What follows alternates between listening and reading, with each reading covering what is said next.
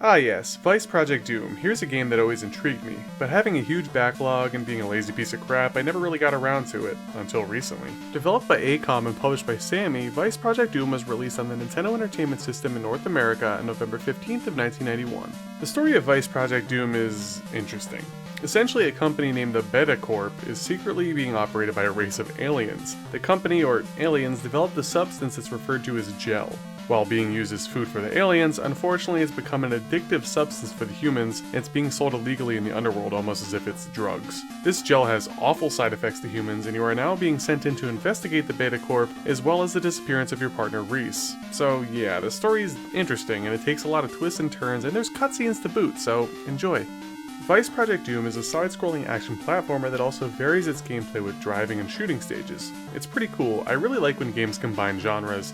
Think ActRaiser or Batman on the Sega Genesis, and so forth. You must traverse through 11 differing stages with wild off-the-wall enemies such as cats, rats, weird pumpkin things, ninjas, and yeah, you know, it actually kinda reminded me of Ninja Gaiden, with the truly weird array of enemies that you encounter. You have a traditional health bar, a finite number of lives, but luckily infinite continues for those of you with wills of steel.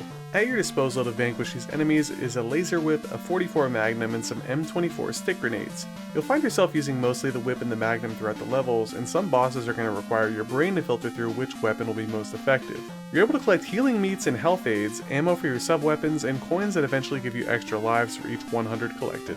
Vice Project Doom features wonderful 8-bit graphics that are not only pleasing to the eye, but help lend itself to the atmosphere and mood of each differing level. The controls are tight and responsive, and the soundtrack, for the most part, is wonderful. My favorite level aesthetically and musically is the sewer stage, while stage 10 has some of the most odd music ever, where mostly it's amazing 8-bit almost power metal, but it's marred by some sort of very weird, horrific noise. It almost sounds like they screwed up. At first I thought it was my Retro AVS potentially playing it wrong, but nope, it's just weird and bad in that spot. The game itself isn't too difficult. Sure, there are some areas and bosses that can be a pain, but with unlimited continues, if you don't give up, you will prevail. I actually beat this game in less than 2 hours on my first ever playthrough. Maybe beginner's luck? Not sure. By the way, the third boss of the game, to me, is legitimately the hardest boss. It has the hardest pattern, and I died the most to that. So it's kind of interesting, but yeah, who knows, maybe I just stunk. And for a new player, I mean, if you can get past that part, then you should be just fine. Overall, Vice Project Doom has an interesting story, the specs to back it up, a soundtrack to keep you engaged, and difficulty that isn't too punishing, but at the same time it won't hold your hand.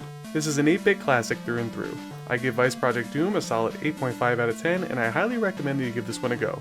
Until next time.